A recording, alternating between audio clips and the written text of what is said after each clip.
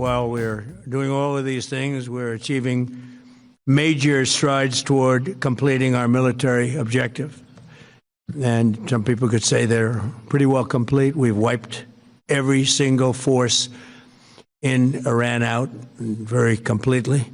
Most of Iran's naval power has been sunk. It's on the bottom of the sea. It's almost 50 ships. I was just notified it's 51 ships. I didn't know they had that many.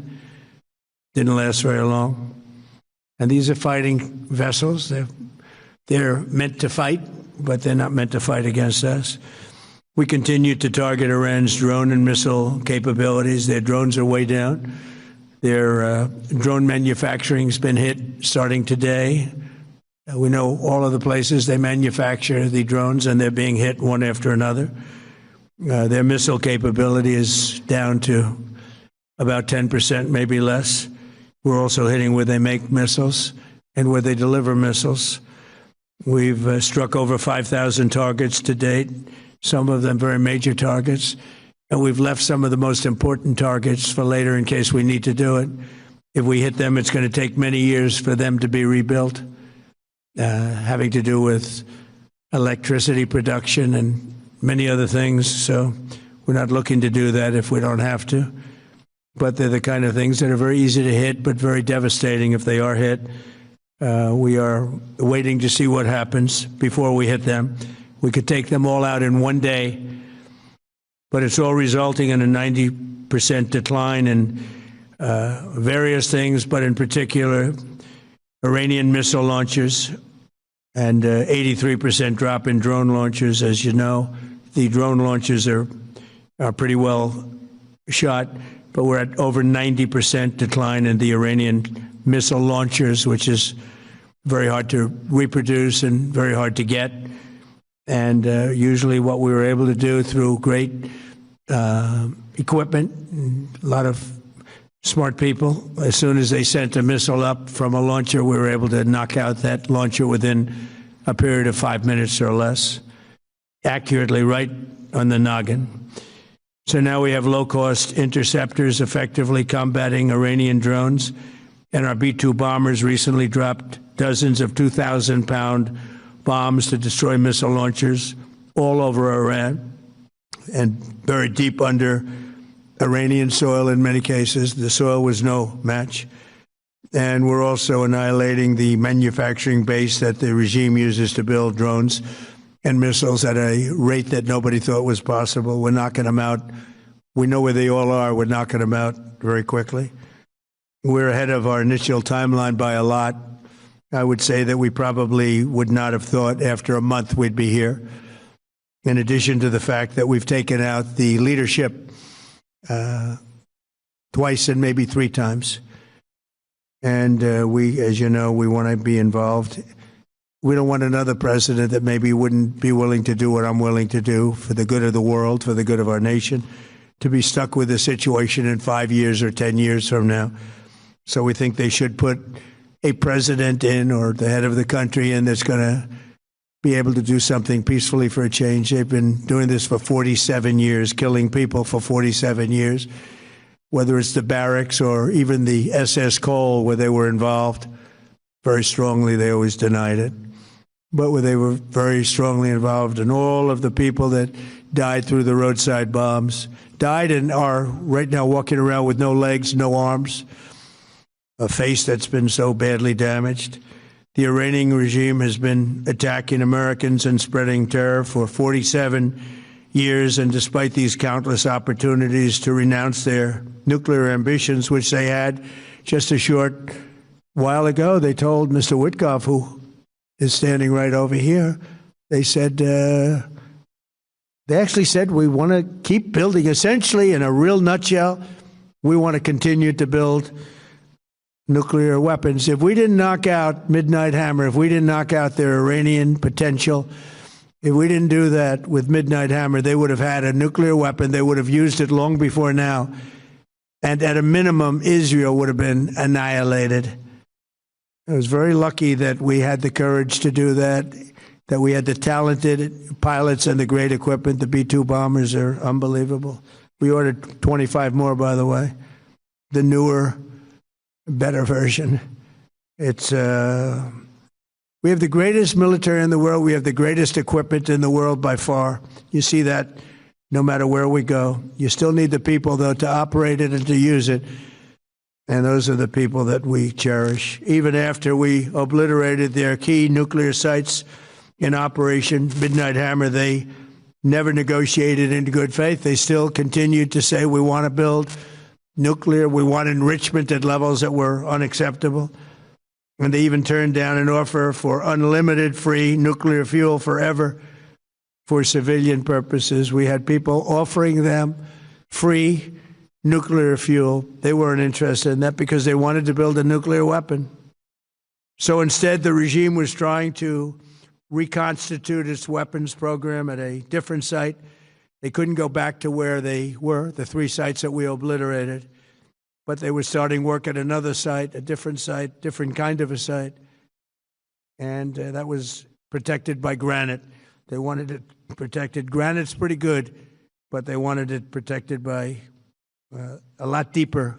They wanted to go a lot deeper, and they started the process while rapidly building conventional ballistic missiles. They were going to do it all at the same time. It threatened our overseas bases and soon could have reached even our homeland. The regime's intention was to use this exponentially growing ballistic missile threat to make it virtually impossible to prevent them from obtaining a nuclear weapon.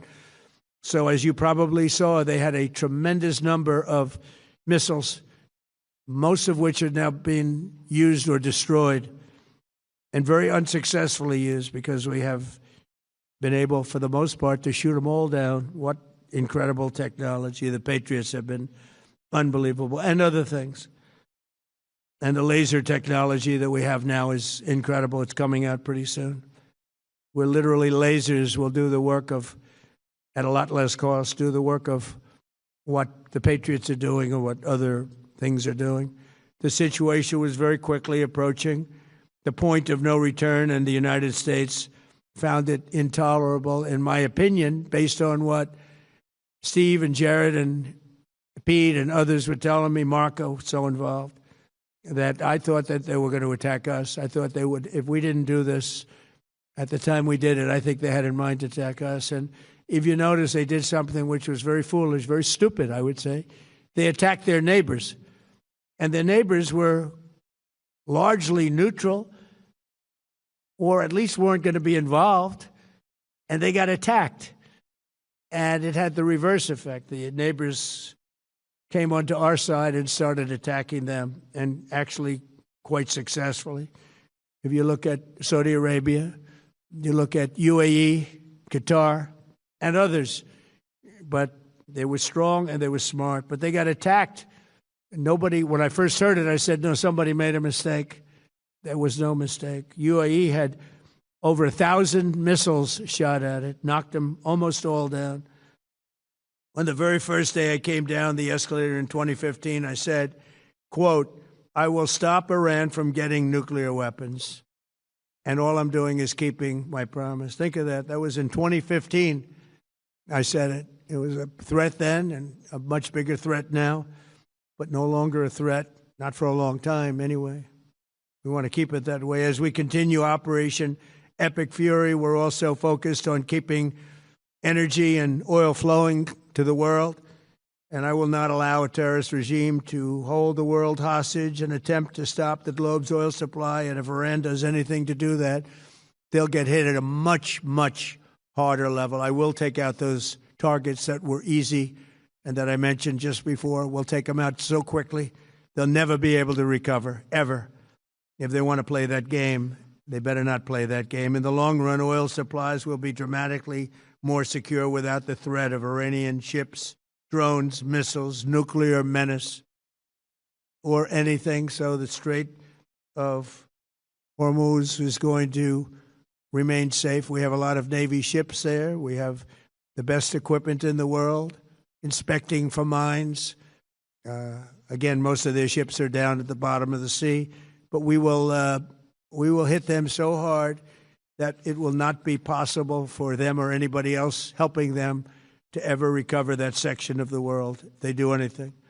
In recent years, the regime and its terror proxies have launched attacks on hundreds of commercial vessels. We're putting an end to all of this threat once and for all, and the result will be lower oil prices, oil and gas prices for American families. We've done that. We've done it. We brought it very low. This was just an excursion into something that had to be done. We're getting very close to finishing that, too. In the meantime, during this brief disruption, the United States is offering political risk insurance to any tankers operating in the Gulf. So we're putting up risk insurance. We'll perhaps go alongside of them for protection. We don't think it'll be necessary if it is. And if they do anything, the price will be incalculable. It will be so great that they will have wished they never did it, because you have to keep the straits flowing. With all of that, it affects other countries much more than it does the United States. It doesn't really affect us. We have so much oil. We have tremendous oil and gas, much more than we need. We have Venezuela now as our new partner, great partner. They've worked out so wonderful. We're working with the administration, the president, and it's a massive source of oil, gas, everything. But we're in a very good position, but very unfair to other parts of the world, like China as an example. I mean, we're doing this for the other parts of the world, including countries like China. They get a lot of their oil through the straits. So we're doing this. We have a very good relationship with President Xi in China. I'm going there in a short period of time, and we're protecting the world from what these lunatics are trying to do, and very successfully, I might add. We're also waiving certain oil-related sanctions to reduce prices. So we have sanctions on some countries. We're going to take those sanctions off till this straightens out. Then who knows, maybe we won't have to put them on. There'll be so much peace. But when the time comes, the U.S. Navy and its partners will escort tankers through the strait if needed. I hope it's not going to be needed, but if it's needed, we'll escort them right through. And we have the greatest mine-sweeping ability. We have the greatest ships, and all of the, we know exactly where they're placed. We'll get them out of there very fast, but we hope we don't have any of that. And again, if they do that, if they play that game, we're going to hit them at a level that they have not seen before. So we're winning very decisively. We're way ahead of schedule. Our military is the greatest in the world, with the greatest equipment and the greatest people in the world. Nobody's ever seen anything like it. Iran's a very powerful country. They were going to take over the Middle East. If we did not hit them, they were going to take over the Middle East. They had thousands and thousands since their last hit. They had thousands and thousands of missiles and everything else. Most are now destroyed. But they were going to take over the Middle East. Those weapons were aimed at Middle Eastern countries that had nothing to do with this. They were going to take over the Middle East, and they were going to try and destroy Israel. So we stopped it with good timing, and we're very proud to be involved in this, and it's going to be ended soon. And if it starts up again, they'll be hit even harder. Thank you very much for being here. Go ahead. Any questions? Thank you so much. Go ahead. Do you approve of Iran's new supreme leader? And secondly, can you tell us more about your call with Russian President Vladimir Putin today? Yes. What did you discuss? Yes, I had a very good call with President Putin. We had a lot of people on the line from our side, from his side. We were talking about Ukraine, which is just a never-ending fight. And look, there's tremendous hatred between President Putin and President Zelensky. They can't seem to get it together. But I think it was a positive call on that subject. And we obviously talked then about the Middle East. And he wants to be helpful. I said, you could be more helpful by getting the Ukraine-Russia war over with. That would be more helpful. But we had a very good talk, and he wants to be very constructive. Yeah.